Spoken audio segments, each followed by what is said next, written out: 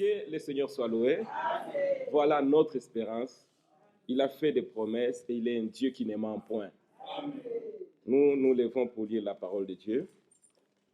Je remercie particulièrement le Seigneur de voir ma sœur Véro dans la salle ce matin. Oh, quelle joie. Je suis vraiment dans la joie de voir notre sœur Véro. Que Dieu soit loué. Le vendredi, nous parlions d'un sujet, la conduite des élus. Aujourd'hui, nous avons une autre conduite. Dieu voulant, peut-être la semaine d'après, nous allons revenir sur le même sujet parce que c'est quand même important pour nous dans notre préparation. Amen. Nous reviendrons là-dessus, mais aujourd'hui, nous avons une autre conduite. Nous prenons Jean chapitre 19. Jean chapitre 19. Nous allons lire juste le verset 30 et nous allons nous asseoir. Je reviendrai à partir du verset 17. Le verset 30. Nous lisons. Jean 19, verset 30.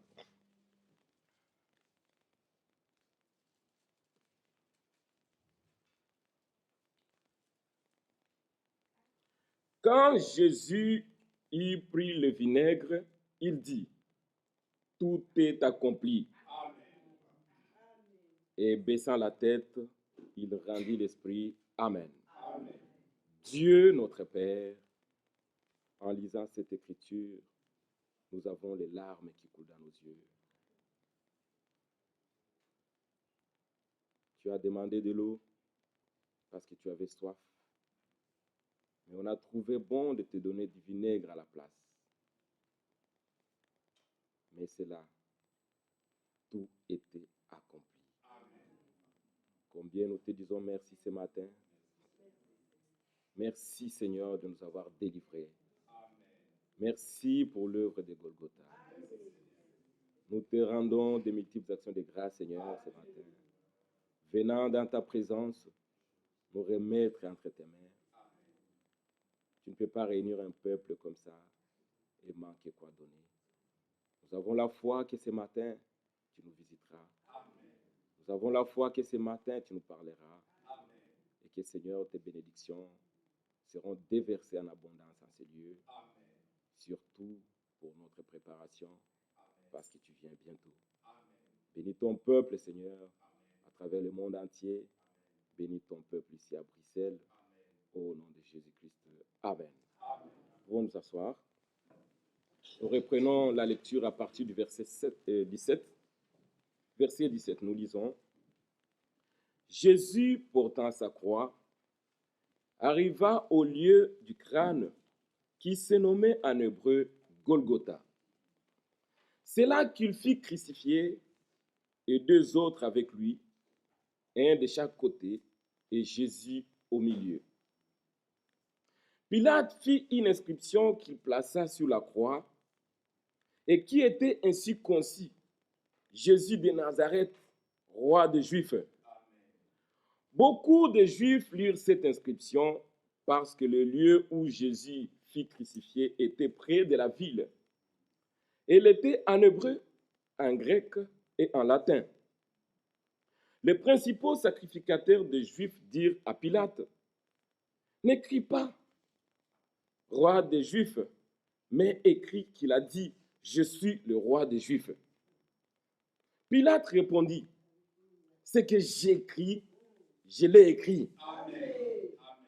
Les soldats, après avoir crucifié Jésus, prirent ses vêtements et ils en firent des 4 parts, une part pour chaque soldat. Ils prirent aussi sa tunique qui était sans couture, d'un seul tissu depuis le haut jusqu'en bas. Et ils dirent entre eux, ne le déchirons pas, mais tirons au sort à qui elle sera. Cela arriva afin que s'accomplisse cette parole des Écritures. Ils se sont partagés mes vêtements et ils ont tiré au sort ma tunique. Voilà ce que firent les soldats. C'est au verset 28. Après cela, Jésus, qui savait que tout était déjà consommé, dit, afin que l'écriture soit accomplie, j'ai soif.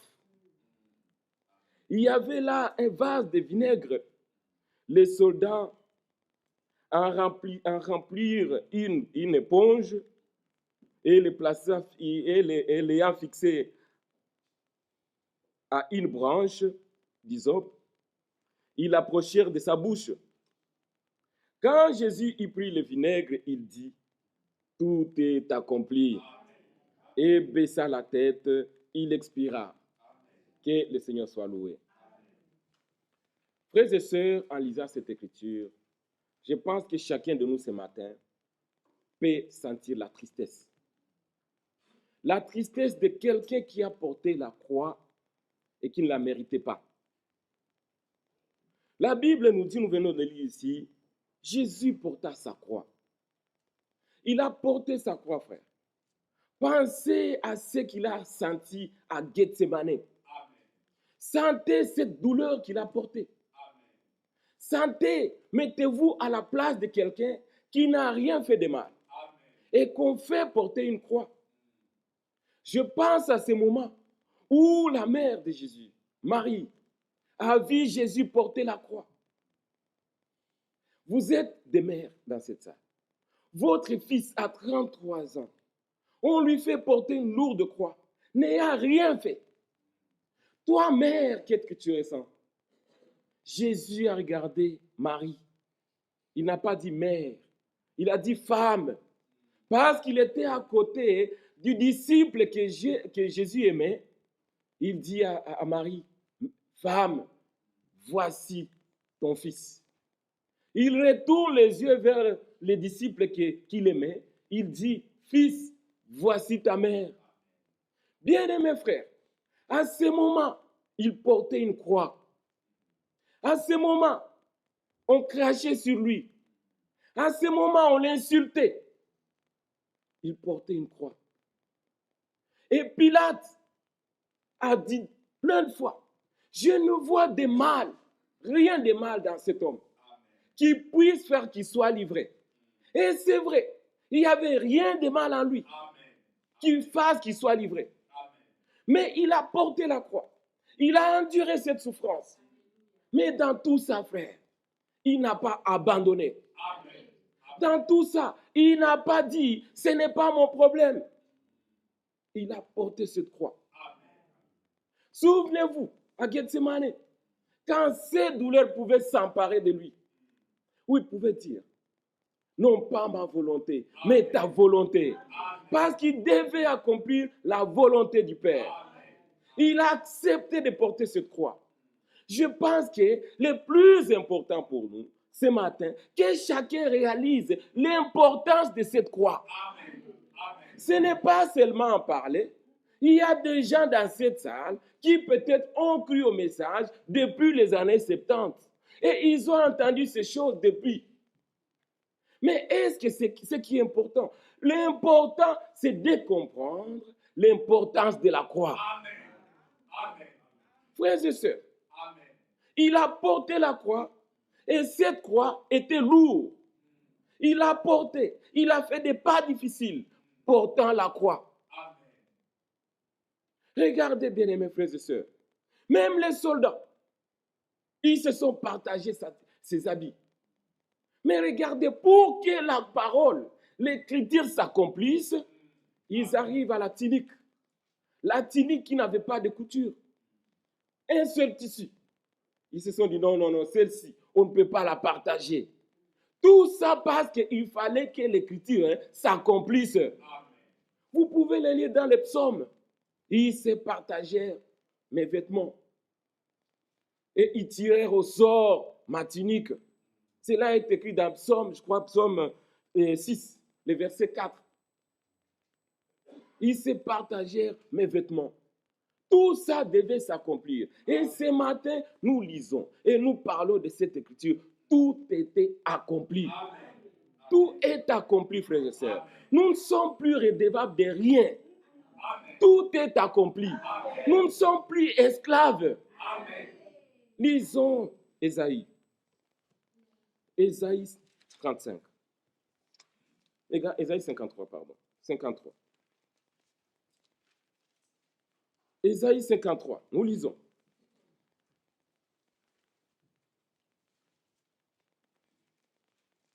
Ésaïe 53. Qui a cru à ce qui était annoncé? Ce matin, cette question t'est posée ce matin. Qui a cru à ce qui était annoncé? Qui a reconnu les bras de l'Éternel? Il s'est levé. Il s'est levé devant lui comme une faible plante, comme un rejeton qui sort de la terre desséchée. Il n'a ni beauté, ni éclat pour attirer nos regards. Et son aspect n'avait rien pour nous plaire. Regardez le verset 3, frères et sœurs. Méprisé et abandonné. Abandonné des hommes.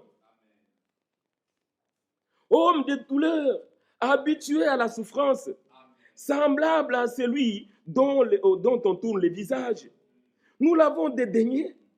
Nous n'avons fait de lui aucun cas. Cependant, frères et sœurs, alléluia, cependant, ce sont nos souffrances qui s'est portées. Ce sont nos souffrances qu'il a portées. Ce sont nos douleurs qui s'est chargées. Et nous l'avons considéré comme puni et frappé de Dieu. Et humilié. Puni, frappé de Dieu et humilié, frères et sœurs. Mais il était blessé pour nos péchés, brisé pour nos iniquités. Le châtiment qui nous donne la paix est tombé sur lui. Et c'est par ces meurtrissures que nous sommes guéris. Nous étions tous errants comme des brebis. Chacun suivait sa propre voie. Et l'Éternel a fait tomber sur lui l'iniquité de nous tous. Il a traité comme opprimé. Il a été maltraité et opprimé. Il n'a point ouvert la bouche. Semblable à un agneau qu'on mène à la boucherie. À une brebis muette devant ceux qui l'attendent. Il n'a point ouvert la bouche. Il a été enlevé par l'angoisse et le châtiment. Et par ceux de la génération qui a cru qu'il était retranché de la terre des vivants et frappé pour les péchés de mon peuple. On a mis à son sépulcre parmi les méchants. Son tombeau avec les riches, quoiqu'il n'ait point commis de violence et qu'il n'y ait point eu de fraude dans sa bouche. Il a plu à l'Éternel de les briser par la souffrance. Amen. Frères et sœurs, ces écritures nous concernent. Qui a cru ce matin? Qui a cru à ce qui était annoncé? Qui a reconnu les bras de l'Éternel? Bien-aimé, quand la Bible dit qu'il est resté muet devant ce qu'il accusait, il est resté muet. Il ne s'est pas défendu. Mais souvenez-vous, c'est ce que nous venons de lire ici. Cependant, ce sont nos douleurs qui s'est chargé. Alléluia. Ce sont nos souffrances qu'il a portées. Et ce sont nos douleurs qui s'est chargé. Le châtiment qui te donne la paix ce matin, comme tu es dans la paix, est tombé sur lui. Tous ces fouets-là romains qui sont tombés sur son dos, c'est sur toi que ces fouets devaient être. Pensez, bien-aimés frères et sœurs, sans lui, comment serions-nous sauvés? L'œuvre de la croix, nous disons, la prédication de la croix est une folie pour ceux qui périssent. Amen. Mais pour nous, frères, c'est le salut. Sans la croix, il n'y a personne qui serait sauvé. Amen.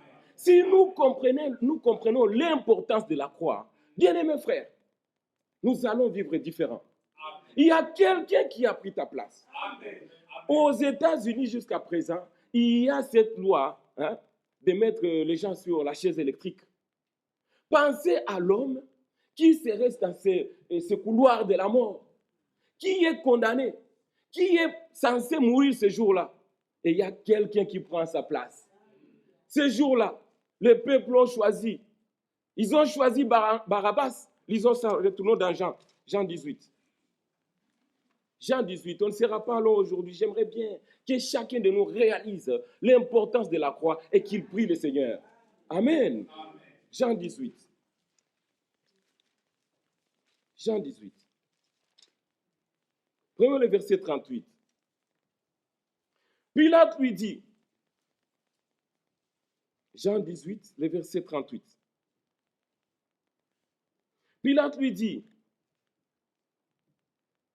qu'est-ce qu'est la vérité? Après avoir dit cela, il sortit de nouveau pour aller vers les Juifs. Et il leur dit, je ne trouve aucun crime, alléluia, je ne trouve aucun crime en lui. Mais comme c'est parmi vous une coutume que je vous relâche quelqu'un à la fête de Pâques, voulez-vous que je vous relâche le roi des Juifs? Pilate était précis dans sa question. Voulez-vous que je le relâche quand même? Parce que je ne vois rien de mal en lui. Voulez-vous que je vous le relâche? Parce que c'est la coutume des Juifs de libérer un prisonnier les jours de Pâques. Comme aujourd'hui le monde célèbre la Pâques. Amen. Il était de coutume qu'on libère un. Alors il pose la question. C'était une façon encore d'insister pour montrer qu'il voulait le libérer. Il ne voyait rien de mal en lui. Amen. Il dit, voulez-vous que je vous relâche le roi des Juifs? Alors regardez le verset 40. Alors de nouveau, tous s'écrièrent, non pas lui, mais Barabbas. Frères et sœurs, quelqu'un qui n'a rien fait de mal, ils ont choisi qu'on le libère Barabbas. Oui, la Bible dit ici, or Barabbas était un brigand. Frères et sœurs, ils ont préféré qu'on libère un brigand à la place du Seigneur Jésus-Christ. Et c'est Barabbas ce matin, c'est toi. C'est toi le Barabbas qui devait aller dans ce couloir de la mort. C'est toi Barabbas qui devait mourir ce jour-là. Mais le Seigneur Jésus-Christ a porté ta croix. Le châtiment qui devait tomber sur toi est tombé sur lui. Il a été méprisé. Il a été négligé. On a craché sur lui, frères et sœurs. Est-ce que vous réalisez cela?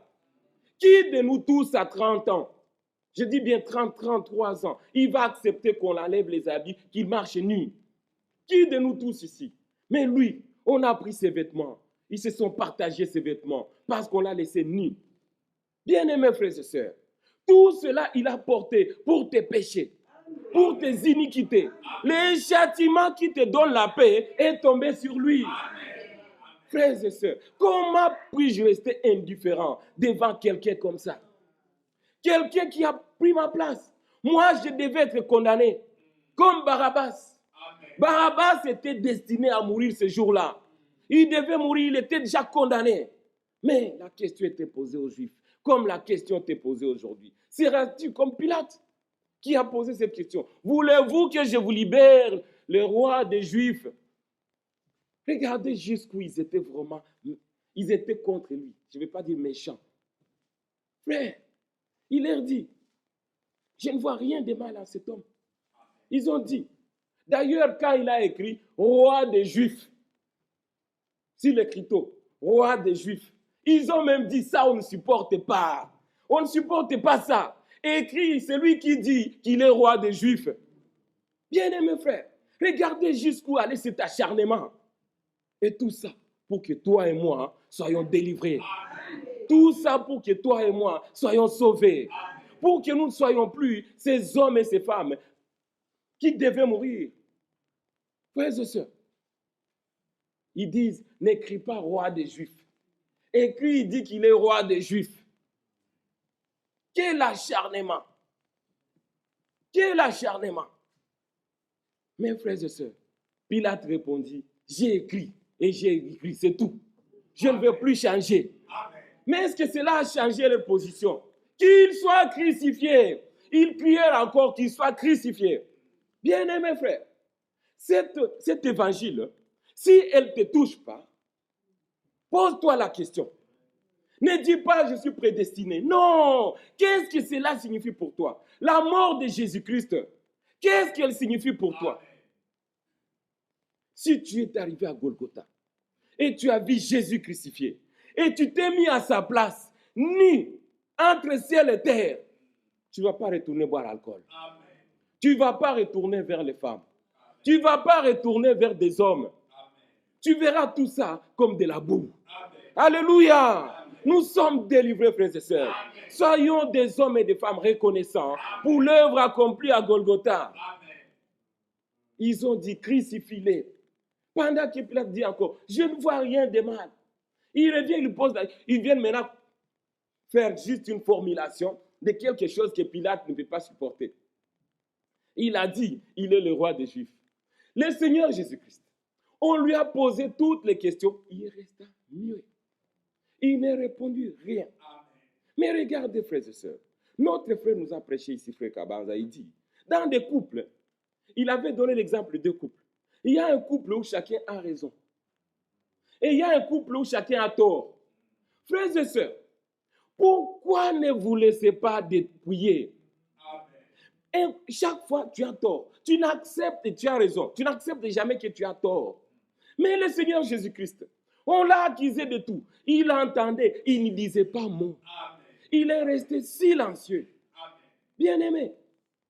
Mais quand on lui pose la question, es-tu le roi des Juifs? Ah, là, on a touché la question essentielle. Il a répondu, tu l'as dit.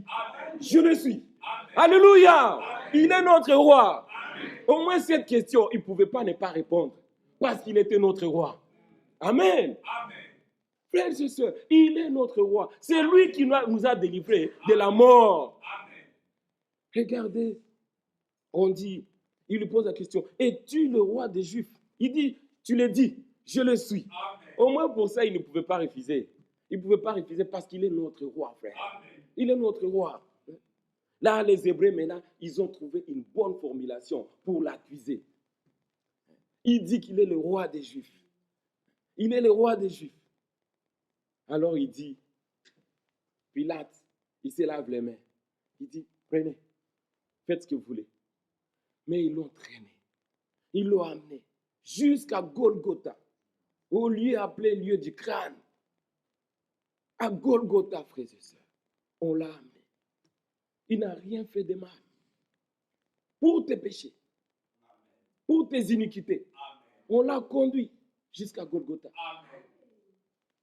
On lui a mis une couronne. Toi, tu dis tu es le roi. Alors, il te faut une couronne. Alléluia. Il te faut une couronne. Et quelle couronne on lui a mis, frères et sœurs? Les autres portent des couronnes en or, peut-être en argent ou quoi. Mais lui, quelle couronne on lui a mis? Une couronne d'épines. Frère, une couronne d'épines. Il pouvait bouger peut-être un peu la tête. Les épines ne faisaient que s'enfoncer. Et du sang qui coulait. Du sang qui coulait. Sans qu'il y ait du sang, il n'y a pas de salut. Amen. Ce sang devait couler. Amen. Pour que toi et moi soyons sauvés. Bien-aimés frères, tout ce qui s'est passé là était prévu. Amen. Pour notre salut, amen, pour notre délivrance. Souvenez-vous, c'était pour que nous soyons réconciliés avec Dieu. Amen. Dieu voulait se réconcilier avec nous, amen, avec sa création. Amen. Parce que depuis Adam, la relation qui liait l'homme avec Dieu était rompue. Mais Golgotha est venu remettre. Est venu remettre la réconciliation avec notre Dieu. Bien-aimés frères, Golgotha signifie tout pour nous. Le Seigneur s'est écrié, tout est accompli. Mais regardez, vous et moi, Barabbas, qui devait mourir. Bien-aimés frères, c'est des réalités qu'on voit encore aujourd'hui. Dans le couloir de la mort, notre frère avait été conduit ici, donnant un exemple d'un papier où on a écrit « acquitté ». Mais la personne a négligé le papier. C'est peut-être toi, cette personne-là. Barabbas était déjà condamné. Mais Pilate pose la question, comme c'est des coutumes, qu'on libère un les jours de Pâques. Voulez-vous que je vous libère les rois des Juifs, les Jésus-Christ que vous accusez? Ils ont dit non, qu'il soit crucifié. Et tout ça, frères et sœurs, pour que toi et moi, nous ayons la vie. Amen. Et ils ont crucifié le Seigneur Jésus-Christ. Ils ont libéré Barabbas. Toi, le Barabbas qui est ici ce matin, reconnais-tu qu'il y a quelqu'un qui est mort à ta place? Amen. Reconnais-tu qu'il y a quelqu'un qui est mort pendant que toi, tu devais mourir? Amen. Frère, tu es dans le couloir de la mort. Et il y a quelqu'un qui dit, libérez-le, il est acquitté. Ah, frère, Il faut se mettre à la place de la personne qui allait mourir. Et cet homme-là, c'est toi. Toi qui ne veux pas abandonner le monde. Toi qui ne veux pas donner ta vie à Christ. Il t'appelle aujourd'hui. Toi, Barabbas, tu es délivré. Accepte la délivrance qu'il te donne. Que le Seigneur soit loué. Frères et sœurs, nous sommes délivrés. Moi et toi, on a été, le prix a été payé. Nous ne sommes plus redevables à rien. Tout était accompli. Maintenant, prenons une écriture ici dans Colossiens. L'important aujourd'hui, ce matin, si chacun de nous peut comprendre l'importance de la croix, cela nous suffit. Comprendre pourquoi il y a eu Golgotha. Pourquoi Jésus est mort à la croix. Si chacun de nous comprend ça, on aura tout fait. Ça ne sert à rien de tenir même une prédication sur 2 heures si nous ne comprenons pas l'importance de Golgotha. Amen. Colossiens, le chapitre 2.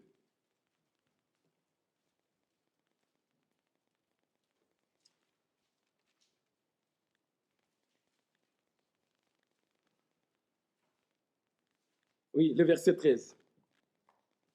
Regardez ce qui est écrit là. Vous qui étiez morts par vos offenses, alléluia. Vous étiez morts par vos offenses et par l'incirconcision de votre chair. Il vous a rendu à la chair, à la vie avec lui et nous faisant grâce pour toutes nos offenses. Il a effacé, frères et sœurs, il a effacé l'acte dont l'ordonnance nous condamnait et qui subsistait pour nous, qui subsistait contre nous. Il l'a éliminé en le clouant à la croix. Il a dépouillé les dominations et les autorités. Il les a livrées publiquement en spectacle, en triomphant d'elles par la croix. Amen. Regardez ce qu'il a fait, frères et sœurs. Est-ce que chacun réalise cela? Tu étais condamné. Hein? La Bible dit, il a effacé l'acte qui te condamnait. L'acte qui disait que tu devais mourir. Il a effacé cet acte-là. Il a effacé l'acte dont l'ordonnance nous condamnait. Nous étions des hommes et des femmes déjà condamnés. Amen. Condamnés, frère. Mais lui, il s'est fait porter tout cela pour que toi et moi, nous soyons acquittés. Amen. Et aujourd'hui, on dit, frère Olivier, acquitté, alléluia. Amen. Il est acquitté. Amen. Si toi, tu vas lui faire porter des péchés, il est acquitté. S'il est acquitté, il est acquitté. Amen. Amen. Et la croix sert à ça. La croix de Jésus est là pour notre acquittement. Amen. Amen. Jésus a déjà été crucifié une fois pour toutes. Amen. Si tu me condamnes, toi tu vas rester avec ta condamnation. Mais je suis délivré. Amen. J'ai déjà été délivré. Amen. Je suis acquitté, frères et sœurs. Hein? Il a effacé l'acte dont l'ordonnance nous condamnait et qui subsistait. Et qui subsistait contre nous. Amen. Il a éliminé en le clouant à la croix. Amen.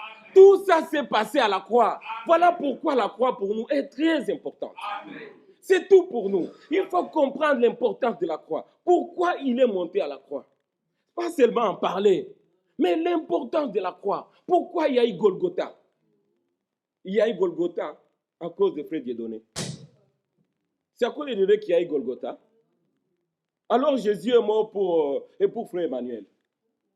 Non, frères et sœurs, chacun de nous doit réaliser pourquoi il y a eu Golgotha pour lui. Amen. Pas pour les autres. Amen. Je ne le ferai pas pour ma femme. Non, il y a eu Golgotha pour moi, pour que moi je sois acquitté. Amen. Mais celui qui est acquitté, il est acquitté. Amen. Il n'y a plus de condamnation pour ceux qui sont en Jésus-Christ. Amen. Il n'y a plus de condamnation. L'homme peut condamner, cela ne sert à rien. Il n'y a plus de condamnation pour ceux qui sont en Jésus-Christ. Pourquoi? Parce qu'ils ont été acquittés par la croix de Golgotha. Ils ont été acquittés par le sang de Jésus qui a été versé pour nous. Amen. Alors ici, frère, au verset 15, il les a dépouillés. Il a dépouillé les dominations et les autorités en les livrant publiquement en spectacle. Regardez même, tout était bien planifié. Même là où on est allé mettre la croix, tout le monde de la ville devait voir où c'est marqué le roi des Juifs. On ne l'a pas mis dans un coin isolé. Non, tout le monde devait voir pour que tout soit vu publiquement. Il les a livrés publiquement en spectacle, en triomphant d'elle par la croix de Golgotha. Alléluia. Bien-aimés frères, nous sommes délivrés. Ne gardez plus les péchés, ça ne sert à rien. Nous avons déjà été délivrés. Amen. Soyons des hommes et des femmes heureux, reconnaissants pour l'œuvre accomplie à Golgotha. Golgotha pour nous signifie tout. Nous pouvons chanter Golgotha toute la vie. Si on te pose la question, tu dis tu es chrétien? Oui, pourquoi? Parce qu'il y a eu Golgotha. Alléluia. Nous sommes délivrés, frères et sœurs. Nous ne pouvons plus marcher avec inquiétude, avec panique, avec crainte. Les promesses de Dieu sont pour nous. Comme il y a eu Golgotha, et le Seigneur a dit ici, comme vient de dire, tout était accompli. Mon pardon accompli. Ma délivrance accomplie. Ma guérison accomplie. Tout était accompli. Je ne suis plus redevable de rien. Si tu as à me demander, si tu as à me condamner, mets-les au compte de Jésus-Christ. Au compte de Jésus-Christ, à la croix, toi as été cloué là-bas. Alléluia. Bien-aimés frères, nous devons nous réjouir de la croix de Golgotha. Quand nous en parlons, ce n'est plus pour pleurer, mais pour fêter. Parce qu'il y a une délivrance qui a été proclamée. Alléluia. Je suis dans la joie. Quand je parle de la croix, ce matin, hier quand je partais à Namur, je suis reconnaissant au Seigneur pour les frères de Namur, les frères et sœurs de Namur qui sont là ce matin. Quand je partais à Namur hier, j'avais un sujet de prédication. Mais dans ma voiture, quand je roulais, quelque chose, un cantique, juste un cantique est venu en moi.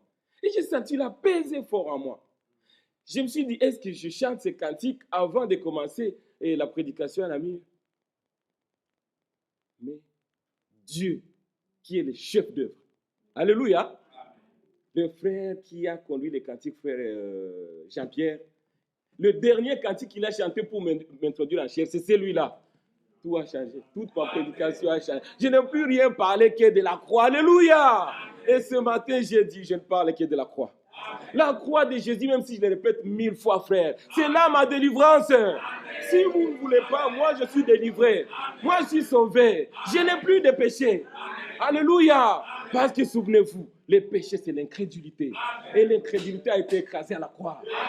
Tout ce qui reste, les petits pépins qui restent, c'est lié à ce corps. Et Paul a dit, moi, qui me délivrera de ce corps de la mort? Nous ne sommes plus même redevables de ce corps, frère. Lisons encore même Éphésiens. Oh, frères et sœurs, nous sommes dans la joie. Éphésiens chapitre 3. Éphésiens 3.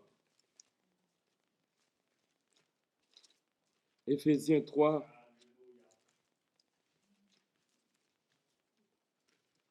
Éphésiens 3, nous restons toujours avec Éphésiens 3. Prenons le verset 10 jusqu'à 12.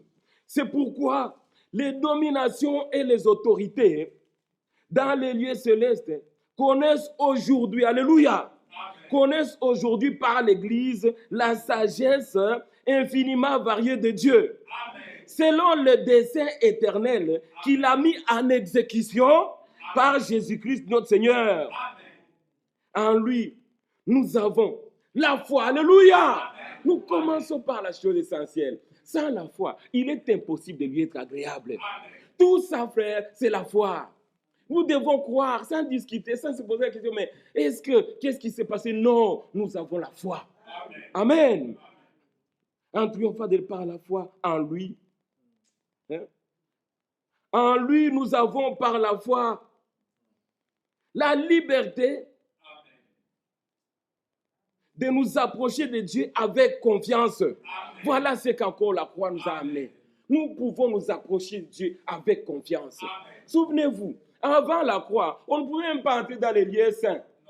Il fallait qu'il y ait un sacrificateur qui entre là. Mais aujourd'hui, frère, même tout ça, ça a été rompu. Chacun peut aller devant Dieu avec même les problèmes de son frère, avec ses propres problèmes. Et nous sommes aujourd'hui un royaume de sacrificateurs. Pour notre Dieu, alléluia. Bien-aimés frères, la croix de Golgotha, c'est tout pour nous. C'est tout ce qui compte pour nous. Nous savons que nous sommes délivrés. Mais il faut être conscient de cela. Est-ce que j'ai vraiment été délivré? C'est lui qui peut sentir qu'il est délivré. C'est lui qui était déjà d'abord enchaîné.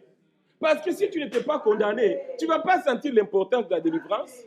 Mais si tu sais que moi, j'étais condamné, moi j'étais le Barabbas, alors quand on dit tu as quitté, tu vas prendre ça avec sérieux.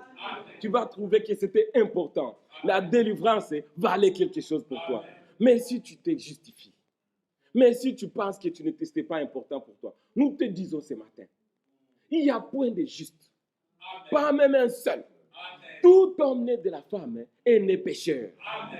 Par Adam, tous nous sommes morts. Par Adam, au travers du péché qu'Adam avait commis, tous nous étions condamnés. Pécheurs, il n'y avait pas un seul qui était libre. Tous nous étions condamnés. Mais grâce à un seul homme. Alléluia. L'œuvre de la croix. Un seul homme a payé le prix pour nous tous. Et nous chantons sa gloire. Nous le glorifions, frères et sœurs. Pourquoi ne pas glorifier cet homme? Pourquoi ne pas le louer? Moi, je n'hésiterai pas de le louer, frère. Parce que Dieu nous a délivrés. Il nous a aimés.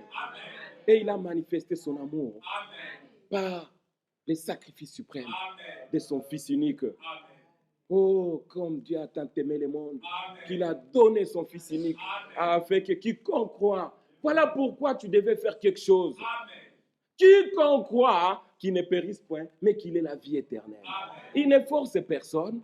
Nous avons entendu le libre arbitre. Tu es libre de dire, moi, ce n'est pas pour moi qu'il est mort à la croix. Mais nous te disons ce matin, il est mort pour tout le monde. Il ne reste que seulement tu le reconnaisses. C'est pour moi qu'il a donné sa vie.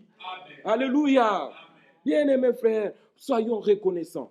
Soyons reconnaissants pour Golgotha.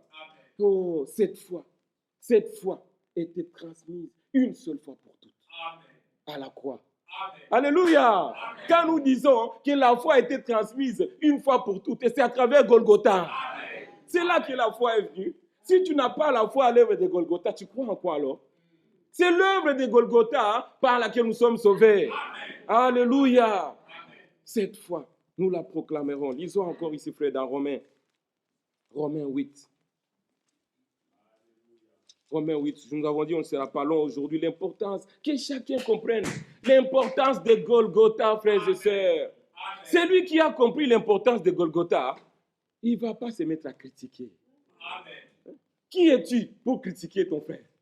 Qui es-tu? Toi, tu te crois alors spécial. Tu n'avais pas besoin de salut. Nous avions besoin de ce salut. Amen. Nous reconnaissons la faiblesse. C'est pour ça que nous avions besoin d'un sauveur. Amen. Amen. Amen. Alors c'est lui qui sait ça. Lui, il est bon. Il est juste. Il peut critiquer son frère. Bien-aimés frères, faisons attention. Romains chapitre 8. Romains 8. Nous prenons le verset 12. Ainsi donc, frères, le verset 12. Ainsi donc, frères, nous ne sommes point. Alléluia. Amen. Amen. Est-ce que nous lisons cette écriture dans la méditation? Lisons encore.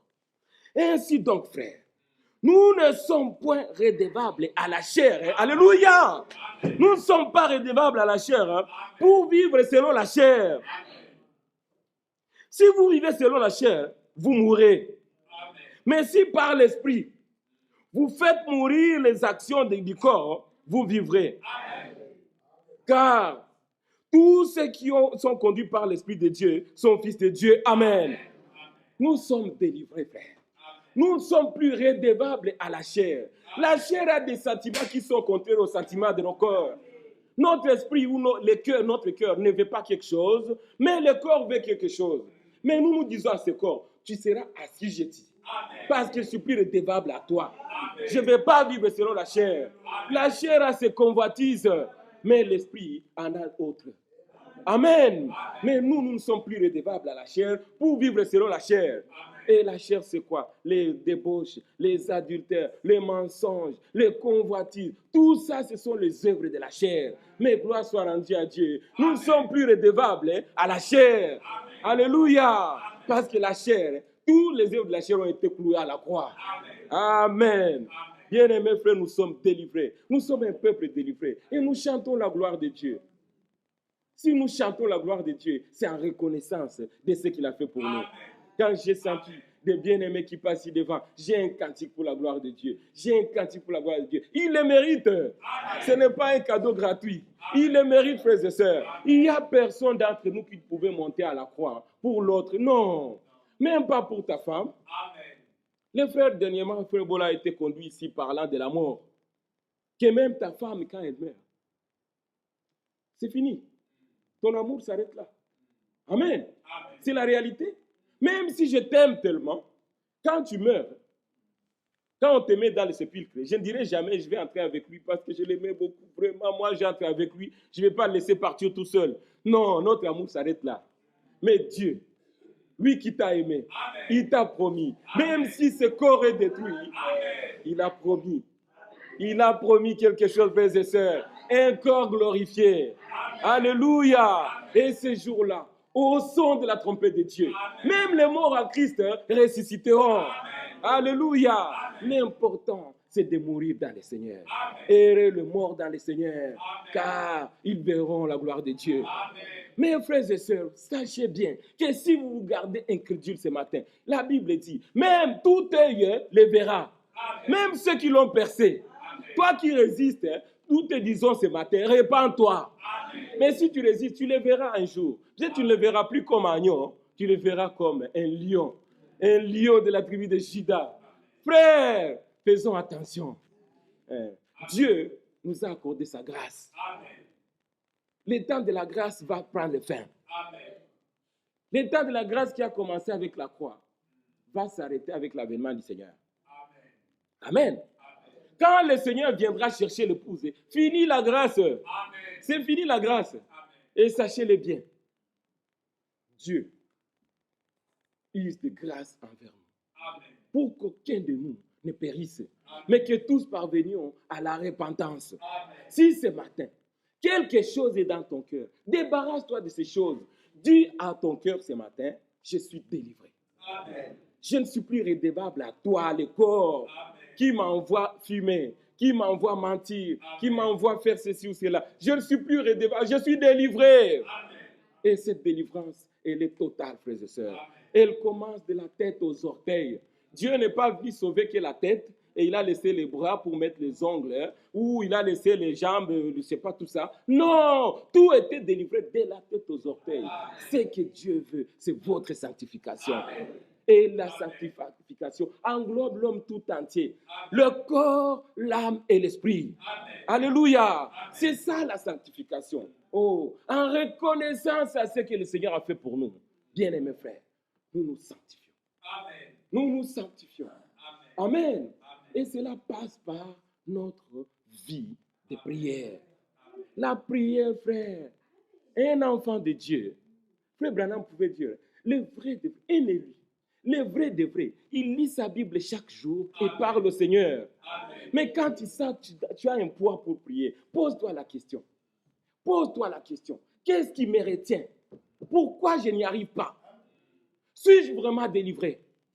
Bien-aimé frère, tu dois avoir ce sentiment d'avoir besoin de parler à ton fiancé.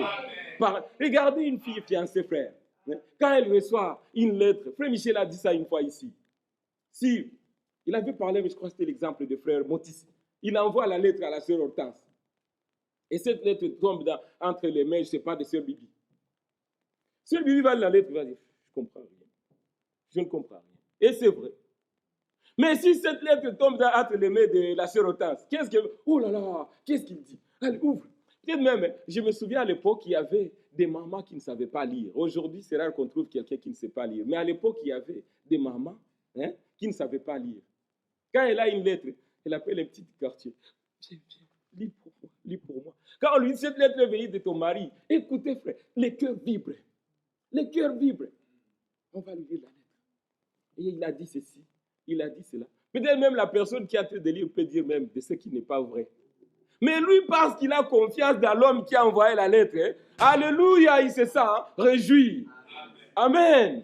Et c'est pareil aujourd'hui. Quand nous lisons la parole de Dieu, c'est une lettre qui vient de notre mari. Celui-ci, notre époux. Il faut garder les termes. Alléluia. Il est notre époux. Amen. Quand nous lisons la parole de Dieu, c'est comme une lettre qui nous a été envoyée. Et nous la lisons avec confiance. Parce que lui, il ne ment point. Notre foi, frères et sœurs, est ancrée dans les promesses de Dieu. Et cette parole de Dieu, cette Bible, c'est des promesses de la Genèse à l'Apocalypse. Nous avons plein de promesses de Dieu là-dedans. Nous ne sommes plus redevables à la chair. Mais la chair et toutes ses œuvres ont été clouées à la croix. Amen. Nous sommes libres à jamais, frères et sœurs. Ainsi donc, frères, nous ne sommes plus redevables à la chair pour vivre selon la chair. Amen. La chair a ses sentiments qui sont contraires à ceux de l'esprit. Amen. Voilà pourquoi nous les résistons. Nous ne sommes plus redevables à la chair. Si vous vivez selon la chair, vous mourrez. Amen. Mais si par l'esprit, vous faites mourir les actions du corps, hein? Alléluia. Amen. Si par l'esprit vous faites mourir les actions du corps, vous vivrez. Amen. Et chacun aujourd'hui fait son choix. Aujourd'hui, chacun fait son choix. Vais-je vivre selon la chair pour faire le plaisir de la chair? Ou je vais faire mourir les œuvres de la chair pour vivre? C'est un choix à faire. C'est encore le libre arbitre.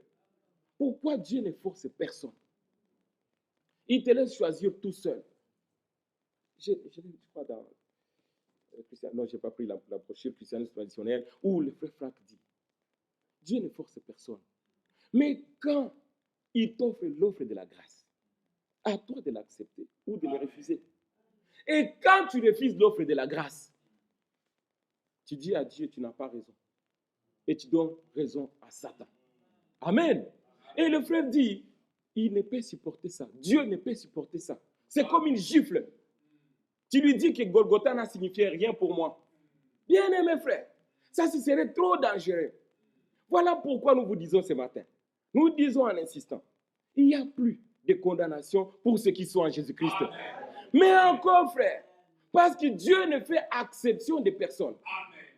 Il est impossible, dit la Bible, que quelqu'un qui a eu part au Saint-Esprit, qui a connu la vérité et qui a abandonné, qu'il soit encore rétabli. Amen. Pourquoi? Parce qu'il n'y a plus de sacrifice pour le péché. Donc, toi, quand tu vas avec ta conscience, tu vas commettre un péché volontaire. On peut en énumérer quelques-uns, comme abandonner le culte, abandonner l'église. C'est un péché volontaire. Et la Bible dit, quand nous péchons volontairement, il n'y a plus de sacrifice pour le péché. Pourquoi le sacrifice a été donné une fois? C'est à Golgotha. C'est lui qui fait ça comme s'il retournait Jésus à la croix. Et tu arrivé à la croix. Et tu as vu l'homme Jésus, cloué, abandonné tout seul. Frère, tu vas retourner avec un autre sentiment.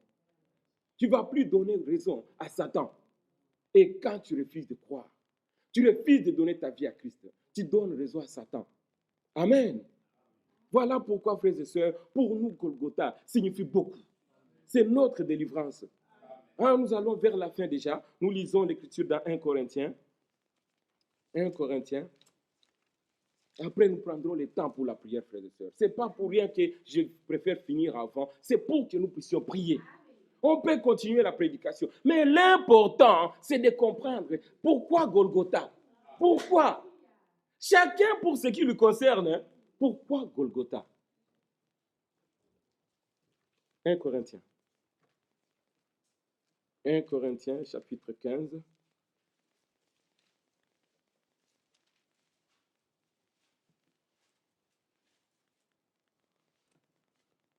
Prenons à partir du verset 54 jusqu'à 58. « 54. Lorsque ce corps corruptible aura revêtu l'incorruptibilité et que ce corps mortel aura revêtu l'immortalité, alors s'accomplira la parole qui est écrite. La mort a été engloutie dans la victoire. Alléluia. La mort a été engloutie dans la victoire. Et nous pouvons crier, frères et sœurs, ô mort, où est ta victoire? Ô mort, où est ton aiguillon? L'aiguillon de la mort, c'est le péché.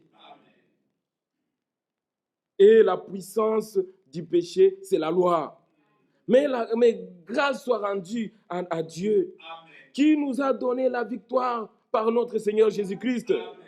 Ainsi donc, nous avons une recommandation qui nous amène sur ce qu'on parlait vendredi, frères et sœurs. Ainsi donc, celui qui est reconnaissant pour le Golgotha, oh frères et sœurs, il ne va pas hésiter de servir son Dieu. Regardez maintenant le verset qui suit 58. Ainsi, mes frères bien-aimés, soyez fermes, combattez pour la foi. Alléluia. Ainsi, frères bien-aimés, soyez fermes, inébranlables, travaillant de mieux en mieux à l'œuvre du Seigneur, sachant que votre travail ne sera pas vain dans le Seigneur. Alléluia. Si tu es reconnaissant pour Golgotha, là nous disons ce matin, oh mort, où est ta puissance? Nous n'avons même plus peur de la mort. Parce que la mort pour nous ne nous fait plus peur. Amen. Si nous mourons dans le péché, là nous sommes les plus malheureux. Amen. Mais heureux le mort qui meurt dans le Seigneur. Amen. Alors nous disons, oh mort, où est ta victoire? Oh mort, où est ton aiguillon? L'aiguillon de la mort, c'est le péché. Nous ne sommes plus redevables à la chair, frères et sœurs. Nous ne vivons plus selon les péchés. Nous sommes un peuple délivré. Délivré de l'alcool, de la débauche, de toutes ces choses. Nous sommes délivrés, frères et sœurs. Ainsi donc, mes frères, soyez fermes, inébranlables, travaillant de mieux en mieux à l'œuvre du Seigneur, sachant que votre travail ne sera pas vain dans le Seigneur. Amen. Nous avons fini pour ce matin. Que le Seigneur vous bénisse.